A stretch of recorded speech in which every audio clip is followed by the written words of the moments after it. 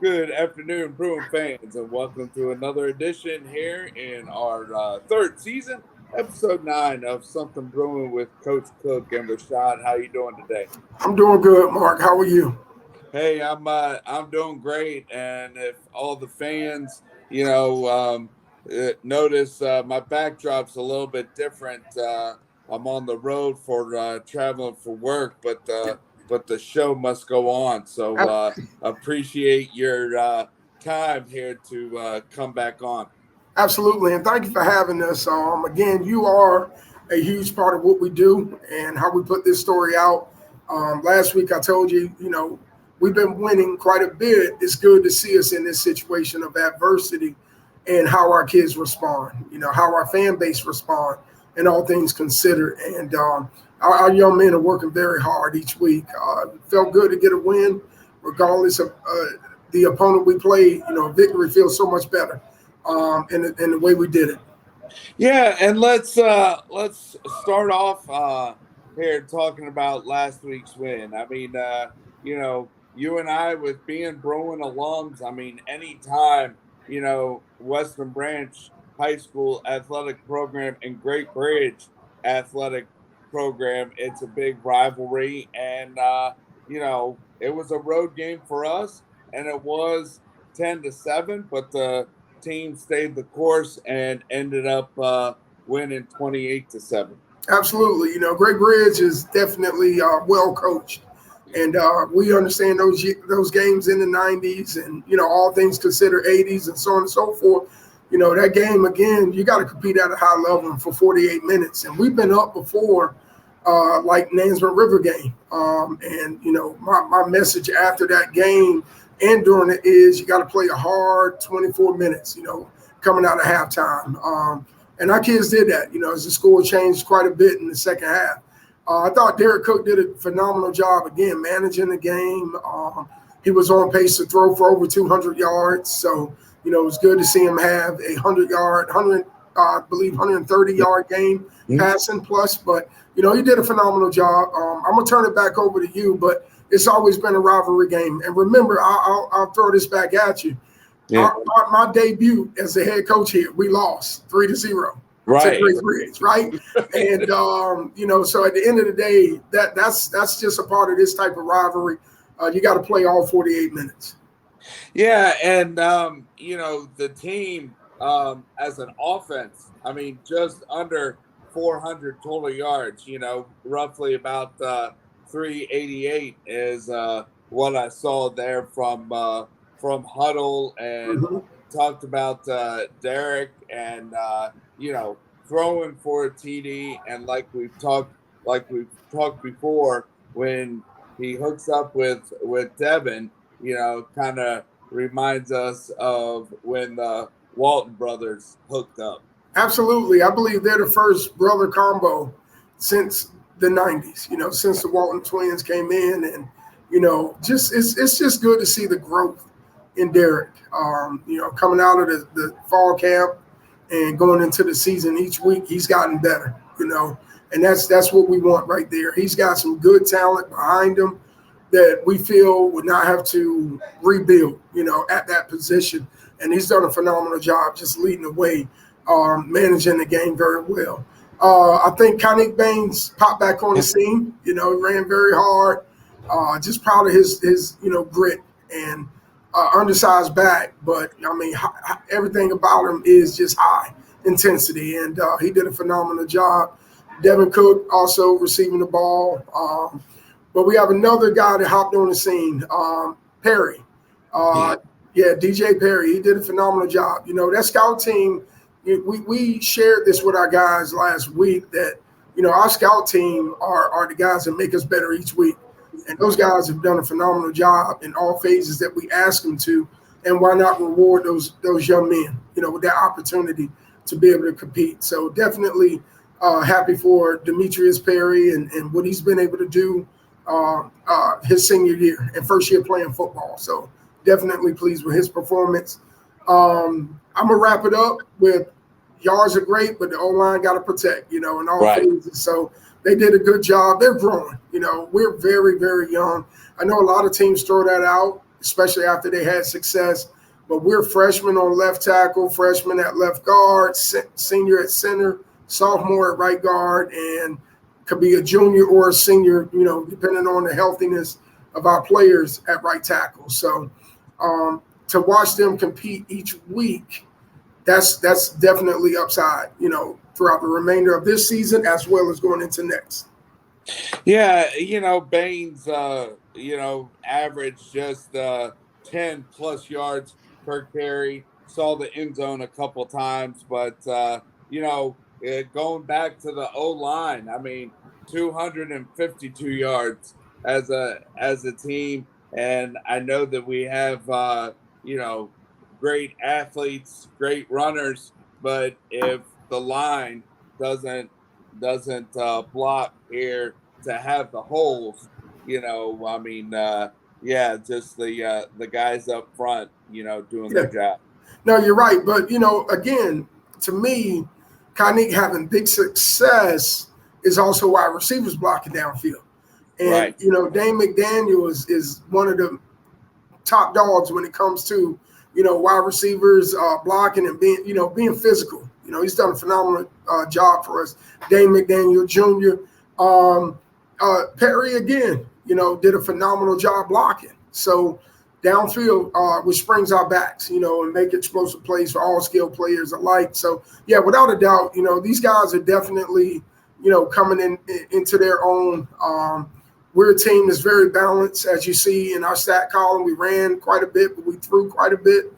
Derek is still sitting at 58% quarterback rating and or completion rating, and is doing just a great job in that capacity. So all around, just pleased. It's good to see our offense, be able to compete at a high level. That definitely, in my opinion, also coaching defense gives defense more energy to go out there, get a 3-and-out stop, and get the ball back to us. So it goes in all three phases: special teams, offense, defense, and that was just a phenomenal night that we had last Friday night. Yeah, and then to go on the other side of the ball, I mean, the defense holding Great Bridge on the ground game, under 40 yards, and then passing, only allowed 117 yards. So and Applewhite here with 3 tackles, 4 assists, Mack with 1 tackle for loss, and Harris with a sack and a TFL. So the defense also doing their job. Yeah, and like I said earlier, the more offense is successful, the more defense, wants to get back out there and compete at a high level. Obviously, special teams, the kicking game, we talked about quite a bit this season, and how they've been able to flip the field. We'll get to that part, but we're still young again on that defensive side of the ball with the amount of starters we lost and had returning. These guys have really worked each week and took their role and their position within that defense a lot more serious. Not saying that they kind of was slacking or lacking, but now they understand how important it is, to be able to go out there, compete at a high level for 48 minutes. Yeah, and Riley Higgins here with getting a field goal here. I think it was 41 yards. Mm-hmm.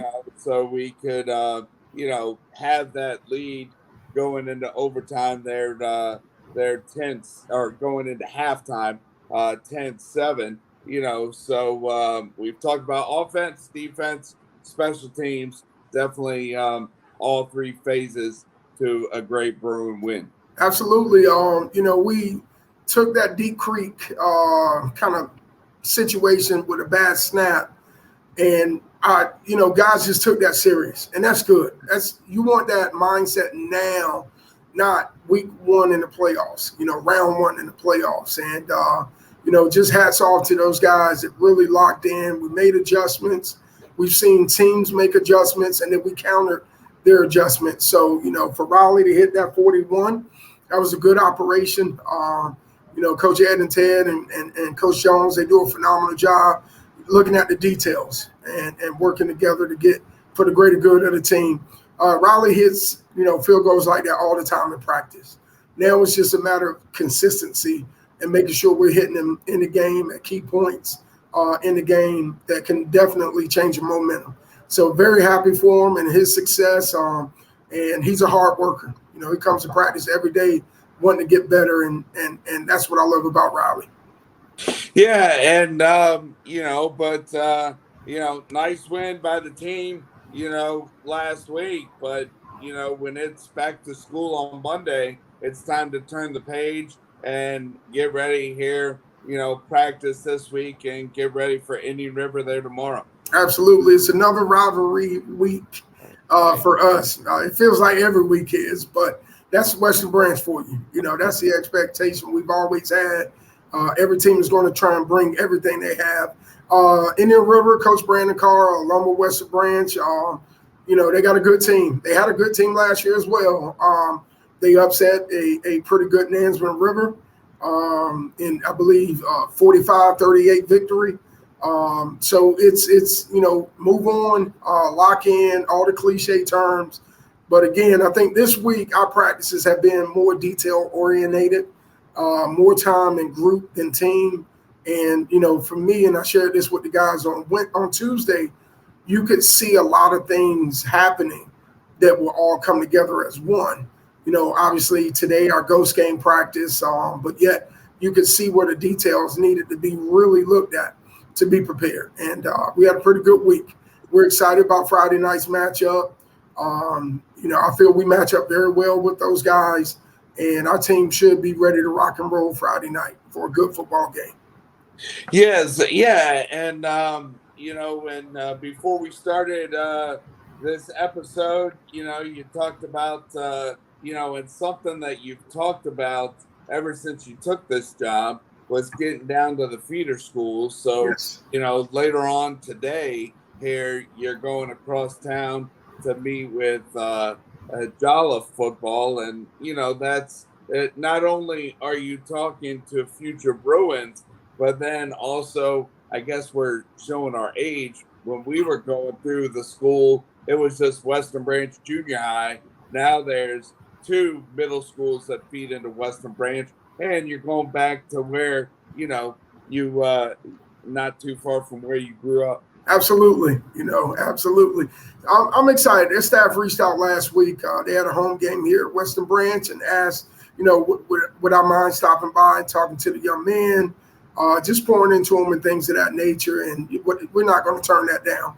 I think that relationship for our success we have here has been created over the past 4 years by meeting and greeting these young men a lot sooner than them arriving on campus. Something that we've done over each year. We're going to take 2 student athletes over there. Definitely, we always want at least one alum of Jolliffe so guys can say, man, wow, this guy went through the same hallways here. And now look at him, as a senior, look at him as a freshman. And I think that's important. Our feeder systems have definitely done a good job, keeping kids engaged in football and wanting to be a part of Western Branch and what we do here. Obviously, winning helps, but yet our culture is more important than the victories that we have. And when you're being developed at a high level by some quality coaches and you have that community support, why not? So I'm excited about, my next 25, 30 minutes, being able to get over, watch a little practice, and then talk to the guys shortly. It's just a brief conversation and hello, and hopefully leave them with something to hold on to. Right. And with the other feeder school just being across the way, have you guys gone over to Western Branch Middle yet this year? Right. No, not yet. And that's the cool part, right? We want to balance this thing out. We want both schools to feel welcome, to feel inviting, and not, one getting more than the other. We've been able to allow our players to interact with them just briefly pregame before they play on Tuesday. So they've had some meaningful interaction, both Jolliffe and Western Branch Middle. But I haven't been over there yet, as I do traditionally, taking the captain or lieutenant with me to give them something to hold on to. I think goals are there, but you got to see what it looks like. So when we're able to take players over, regardless of being a scholarship guy or offer guy or not, if you aspire to be a Bruin, you aspire to have an opportunity, you got to see it first. And that's been my intent every time that we have visited either school, even in the winter, we took alumni back. So guys that are 8th graders and a freshman that just left, you see the difference, what 6 months look like or a year looks like. Yeah. Yeah. And to go back to Indian River, I mean, you mentioned how Brandon, their head coach, is a Western Branch alum. I think him and Coach Duncan, if they didn't play together, they're definitely former Monarch football players. Absolutely. I think they did. Yeah. I'm gonna go on a limb and say they did at some point, right? But yeah, that's the other cool part. Just the tradition and history we have here and the connections, as we said before, that we have here throughout this sport that we love. It's neat seeing guys come back full circle, But definitely that ODU alum mentality, it has to be thrown out the window. And Bruin alum, right? Both schools are trying to go 1-0, but Brandon's a great guy. Watching him, put this together at Indian River and the things that he's done since he's been there is awesome to see. And without a doubt, I know he's going to have his guys prepared. And that's what we've worked on this week, getting our guys prepared. And, Friday night at 7 o'clock, baby, it's football. Yeah. And, and something, the last few years here, we talk about part one of the schedule being the regular, or I guess the preseason, camp. Part two is the regular season. Part three, if fans out there have been seeing what I post on Facebook when I go to VHSL, part three of the schedule is postseason. And, the thing is, there's been some past alums that have reached out to me, but with the way the VHSL has done the playoffs, it's now 6 regions and it's 4 regions in each group, so it's just about, play those 10 regular season games and get into the postseason tournament. Right. And I believe it's a total of 32 teams, right? Right. In each, that represents all 4. But right now, I think we're sitting at 6. I don't want to put any pressure, as I said, preseason. We don't want high expectations because with that becomes a lot of letdown. So we just want to win out. I did tell our kids last week, each week is a playoff, right? So a young team has to understand early what that feels like. So when we get there, it's not a new feeling, So far we're on a good pace. We do expect to finish out strong, and that's our goal. But the biggest for me now is just growth and maturation. We're in the back end of our regular season, as you mentioned. Are we getting better? Are we hitting our stride? And, it's just like basketball, it's like baseball, it's like all things. If you could get to the playoffs, it's anything. It's anybody's game, Right. For certain sports like basketball, it's almost like you want to track. I'll give you that one. Okay. Track. You don't want to run fast early. Right. You want to be able to peak at the right time at the big championships where your top end speed or your overall speed is improved or matched up with everybody else in the field. And that's kind of where we are. Although we would love to go undefeated and have a great, 7-1 record or 8-0 or whatever record, we still, with a young team, we don't want to go fast, undefeated, and then drop everything else behind that. So I think we're good. Philosophically, we're good. Mentally, physically, emotionally, our young men are fine. We have battled the injury bug this year. That changes a lot. But, it's the next man up mentality as well. So definitely proud of these young men, our sophomores, our freshmen, our first year seniors on varsity, first year juniors on varsity, stepping in a role so we can keep rolling. Yeah. Well, Rashad, I know that we ended up starting early and had to shrink it the length of this episode with you going across town and speaking to future Bruins there at Jollop. But appreciate your time. I'm still going to be traveling, so won't be there in person, but definitely be tuned in from afar and go Bruins there. I appreciate you, You Mark. know, I appreciate you. across town, going to the field and the complex that's similar to Western Branch there, Indian River, but go Bruins there tomorrow night. Absolutely. Go Bruins. All right. Well, hey, JV tonight hosting Indian River at 6 o'clock, and so go JV Bruins and go varsity Bruins there tomorrow night. And Rashad, have a great time over there at Jolliffe, and thanks again. Hey, thank you. Go Okay. Bruins. All right.